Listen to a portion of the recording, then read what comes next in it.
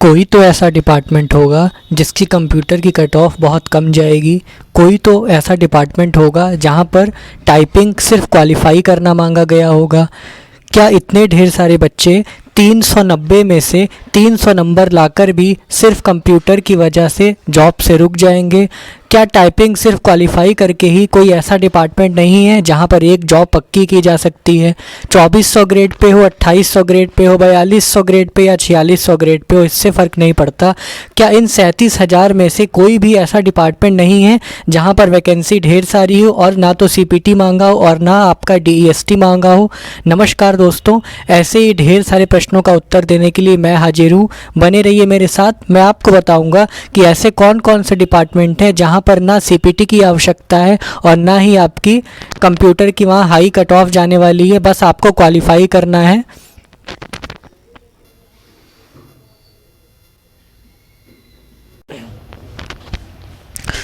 मैं आज आपको कुछ ऐसे डिपार्टमेंट SSC के द्वारा, SSC CGL के द्वारा जो भर्ती किए जाएंगे उन डिपार्टमेंट की जानकारी देने वाला हूं जिसमें आपकी 37,000 में से अच्छी खासी वैकेंसी है। जी हाँ, लगभग 15 से 16,000 वैकेंसी आपको ऐसी मिलेंगी जिसमें CPT की डिमांड नहीं है, ना ही आपका DEST की डिमांड है। डिमांड से मतलब है उसकी हाई कट ऑफ नहीं जाने वाली है।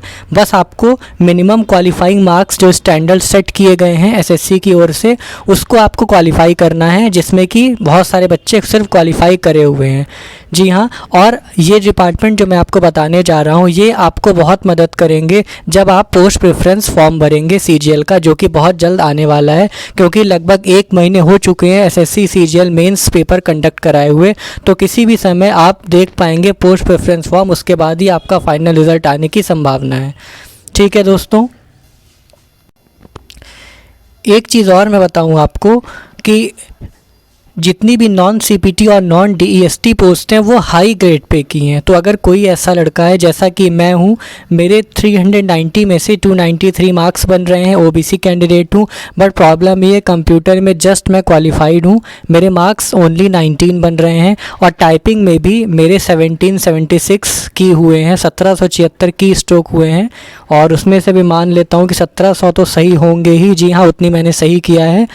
तो कौन कौन सा डिपार्टमेंट ऐसा है देखते हैं हम। तो आपकी सहूलियत के लिए मैंने क्या किया है कि जो ऐसे डिपार्टमेंट हैं उनको मैंने हाईलाइट कर दिया है रेड से। तो सबसे पहले ऑडिट ऑफिसर का है, ये आप देख सकते हैं। इसमें अगर मैं आपको दिखाऊं तो लिखा हुआ है, ये आप देख सकते हैं NA लिखा हुआ है, मींस CPT और DEST दोनों में आपका NA नॉट एप्लीकेबल लिखा हुआ है। तो ऐसी जो भी डिपार्टमेंट है वहाँ मैंने उनको क्या किया, नॉट एप्लीकेबल कर दिया है, वहाँ पर DEST और CPT नहीं मांगा है। तो डिपार्टमेंट कौन से हैं और वैकेंसी कितनी है उसमें, वो मैं आपको दिखाता हूँ। पोस्ट प्रेफरेंस भरते टाइम भी आपको ये मदद कर सकता है। बहुत सोच समझ के, क्योंकि हमें भरना पड़ेगा पोस्ट प्रेफरेंस। मेरी तेरी जितने भी कैंडिडेट हैं जिनके कंप्यूटर में और टाइपिंग में जस्ट क्वालिफाई हो रहा है बट ओवरऑल मेंस में अच्छे मार्क्स हैं, तो उनको बहुत ही केयरफुली प्रेफरेंस भरनी होगी, वरना अगर हमने गलती से कोई ऐसी प्रेफरेंस बीच में डाल दी जिसमें CPT या DEST या फिर वो बहुत ज़्यादा हाई कट ऑफ वाली होगी तो हम ऑलरेडी बाहर हो जाएंगे, या उसमें मेडिकल स्टैंडर्ड ज़्यादा रहे जो हम क्वालिफाई नहीं कर पाए और हमें वो प्रेफरेंस अलॉट हो गई तो भी प्रॉब्लम हो सकती है। तो बहुत ही सोच समझ के आपको प्रेफरेंस फॉर्म डालना है।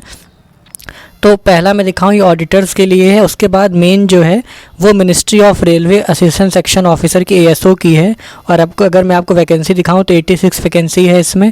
इसके बाद इंटेलिजेंस ब्यूरो में भी ASO की वैकेंसी है, यहाँ पर भी आपका DEST नहीं मांगा ना CPT मांगा है, 29 है वैकेंसी, बस आपको क्वालिफाई करना है। इलेक्शन कमीशन में भी ASO की वैकेंसी है, सब बहुत अच्छी पोस्ट है आपको बताऊँ मैं, इसमें 5 वैकेंसी है। इसके बाद सेंट्रल एडमिनिस्ट्रेटिव ट्रिब्यूनल है, इसमें भी ASO की वैकेंसी है, इसकी 12 वैकेंसी है टोटल। इसके बाद CBDT, ये सबकी चाह होती है, आपको पता ही है। इंस्पेक्टर ऑफ इनकम टैक्स है, सब फर्स्ट प्रेफरेंस यही डालते हैं, तो 450 वैकेंसी, अच्छी खासी वैकेंसी है इसकी भी। इसके बाद ED में आपकी वैकेंसी है, AEO असिस्टेंट इन्फोर्समेंट ऑफिसर की, ये भी काफ़ी अच्छा डिपार्टमेंट है, 24 वैकेंसी है। इसके बाद डिपार्टमेंट ऑफ पोस्ट में इंस्पेक्टर की वैकेंसी है, टोटल 98, अच्छी खासी वैकेंसी है। तो आप देख रहे होंगे ऐसा नहीं है कि सिर्फ आपकी TE और DA की ही मैक्सिमम पोस्ट है जिसमें DST मांगा है, ऐसा नहीं है। लगभग 12 से 15 हज़ार ऐसी वैकेंसी अभी और हैं जिसमें आपका CPT नहीं मांगा ना DST मांगा है। तो कंप्यूटर में कम मार्क्स वाले बिल्कुल भी निराश ना हो, लेकिन एक चीज़ ध्यान रहे कि उनको कम से कम 280 टच करना चाहिए उनका 390 में से मार्क्स, तभी इनके लिए एलिजिबल होंगे ये, क्योंकि इसकी कट ऑफ हाई जाएगी इन पोस्ट की, क्योंकि अच्छे खासे डिपार्टमेंट है ये। इसके बाद मिनिस्ट्री ऑफ टेक्सटाइल में आप देख सकते हैं 2 वैकेंसी है। अभी मैं आपको दिखाऊंगा कुछ डिपार्टमेंट से बहुत बल्क वैकेंसी है, थाउजेंड्स में वैकेंसी है, अभी दिखाता हूँ आपको, बने रहिए मेरे साथ। मिनिस्ट्री ऑफ टूरिज़्म में अगर बताऊँ तो आपको इसमें भी 2 वैकेंसी है। इसके बाद ईडी आपकी असिस्टेंट की वैकेंसी है, 3 वैकेंसी है। इसके बाद नारकोटिक्स कंट्रोल ब्यूरो में भी एमएचए के अंतर्गत आता है, बहुत ही पावरफुल पोस्ट होती है ये भी, यहाँ 1 वैकेंसी है। इसके बाद मैं आपको दिखाऊं, आपका पासपोर्ट ऑफिस में असिस्टेंट के पद पे वैकेंसी है, ये 23 वैकेंसी है। फिर आपकी फॉरेंसिक लैब में वैकेंसी है, फॉरेंसिक साइंस एमएचए के अंतर्गत आता है, 3 वैकेंसी। अब मैं जो आपको पोस्ट दिखाने जा रहा हूँ उसमें बहुत ही 3 हज़ार वैकेंसी हैं। तो आपको कोशिश करनी चाहिए कि प्रेफरेंस जो है, देखिए अब क्योंकि कंप्यूटर में हम लोग के कम मार्क्स आ गए हैं, तो जो ड्रीम पोस्ट थी उसको हिसाब से मुझे ऐसा लगता है, बाकी आपकी कुछ भी सोच हो सकती है, मेरी सोच ऐसी है कि क्योंकि अब ड्रीम पोस्ट तो मिलने से रही, तो बेटर है कि प्रेफरेंस इस तरीके से डाला जाए, ड्रीम पोस्ट को अपनी छोड़ के इस तरीके से डाला जाए प्रेफरेंस की हम कोई कहीं एक जगह एलिजिबल हो जाएं। उसके बाद फिर 2023 का तो फॉर्म आउट हो ही चुका है, पूरी जान लगा के तैयारी की जाएगी, कंप्यूटर को सबसे ज़्यादा प्रेफरेंस देंगे हम इस बार अपनी स्टडी में।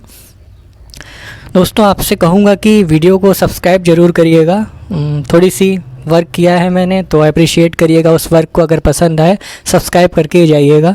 चलिए अब आगे आपको बताता हूँ, अभी काफ़ी वैकेंसी है, काफ़ी डिपार्टमेंट में आपको बता चुका, और भी ऐसे डिपार्टमेंट हैं, सिर्फ जो रेड हाईलाइटेड है उन्हीं को देखिएगा। इसके बाद आपका इंडियन कोस्ट गार्ड में है, ये भी आपकी 2 वैकेंसी है। अब ऑफिस अंडर कैग, इसकी वैकेंसी काफ़ी अच्छी खासी आपको वैकेंसी दिखाई देगी, 765 वैकेंसी है, यहाँ बहुत ज़्यादा चांसेस हैं होने के सिलेक्शन। इसके बाद आपका एनआईए में सब इंस्पेक्टर की वैकेंसी है, 21 वैकेंसी है। इसके बाद आपका नारकोटिक्स कंट्रोल ब्यूरो है, इसमें एमएचए के अंतर्गत आता है, अच्छी खासी 176 वैकेंसी है। इसके बाद अगर मैं आपको दिखाऊं तो मिनिस्ट्री ऑफ स्टैटिक्स में है, इसमें भी आपकी टोटल 38 वैकेंसी है।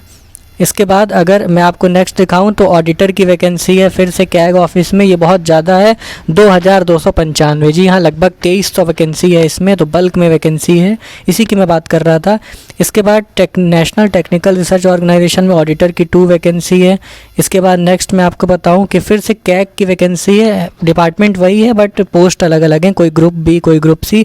इसमें आपकी अकाउंटेंट और जूनियर अकाउंटेंट की 1470, ये भी अच्छी खासी आप देख पा रहे होंगे वैकेंसी है। इसके बाद आपको मैं कैग का बताऊं, कंट्रोलर जनरल ऑफ अकाउंट, तो इसमें भी आपकी 232 वैकेंसी है। और फिर से दिखा दूं, आप सोच रहे होंगे कहीं से भी बना रहा है वीडियो, ऐसा नहीं है, यहाँ पर देखिए लेवल 5 अच्छी खासी पेमेंट है, सैलरी है इसकी, और एनए नॉट एप्लीकेबल, यहाँ भी आपका डीईएसटी और सीपीटी हाई स्टैंडर्ड्स नहीं मांगा हुआ है। फिर आपको बताऊं कि सीजीडीए की वैकेंसी है, सीजीसीए की वैकेंसी है जूनियर अकाउंटेंट की, इसकी भी 61 वैकेंसी। फिर एग्रीकल्चर डिपार्टमेंट में भी आपकी वैकेंसी है, 1 वैकेंसी दे रखा है। डिपार्टमेंट ऑफ पोस्ट में आपकी 88 वैकेंसी। फिर सेंट्रल इन्फॉर्मेशन कमीशन है, यहाँ पर अपर डिवीज़न क्लर्क की वैकेंसी है, तो ये भी आप देख पा रहे होंगे। इसके बाद जी हाँ, आपके ये डिपार्टमेंट काफ़ी अच्छा माना जाता है, customs excise and service tax department है, यूडीसी अपर डिवीज़न क्लर्क की है, ये भी आपकी यहाँ पर इसमें 8 वैकेंसी है। फिर आपको दिखाऊं कंज्यूमर अफेयर डिपार्टमेंट है, यहाँ पर भी अपर डिवीज़न यूडीसी की वैकेंसी है, 16 वैकेंसी है। इसके बाद 73, 8, 62, और उसके बाद आपका जो सबसे बढ़िया है मिलिट्री इंजीनियरिंग सर्विस एमईएस जो है, ये भी काफ़ी अच्छा डिपार्टमेंट है, यहाँ का इंफ्रास्ट्रक्चर वगैरह बहुत ही बढ़िया रहता है, एकदम बढ़िया जॉब है ये, तो ये भी आप प्रेफरेंस डाल सकते हैं क्योंकि इसकी वैकेंसी काफ़ी है, 2752 वैकेंसी। आप बताएं, डिफेंस की है ये, डिफेंस के अंतर्गत आता है, अच्छी खासी इसमें बल्क में वैकेंसी है। उसके बाद फिर मिनिस्ट्री ऑफ एग्रीकल्चर में आपका एक वैकेंसी। फिर इस तरह और भी थोड़े बहुत डिपार्टमेंट बचे हैं, लाइन्स हैं, आप देख पाएंगे कहाँ कहाँ हैं, तो पोस्ट प्रेफरेंस बहुत ही ध्यान से आपको भरना है। उसके बाद एटॉमिक एनर्जी डिपार्टमेंट है, इसकी भी 171 वैकेंसी है। तो इस तरह से आपने देखा टोटल 37,409 वैकेंसी है, और जितनी मैंने दिखाई इन सबका कैलकुलेट करूँ मैं तो टोटल वैकेंसी निकल के आपकी लगभग 10 से 12,000 वैकेंसी, 10 से 12,000 के बीच जी हाँ आ रहा है। शायद 10,500 एग्जैक्ट है क्या, मुझे याद नहीं आ रहा, मैंने कहीं कैलकुलेट करके कुछ दिन पहले लिखा हुआ था, क्योंकि मेरे मार्क्स भी कंप्यूटर में कम हैं, ओबीसी से 19 मार्क्स ओनली आए हैं। तो भाई मैं भी अपने रिसर्च कर रहा था कि मुझे कौन सा शायद कोई डिपार्टमेंट अलॉट हो जाए, तो सोचा कि आप सबको भी बताऊँ वीडियो में। उम्मीद है आपको पसंद आया होगा, सब्सक्राइब ज़रूर करिएगा। Thank you very much.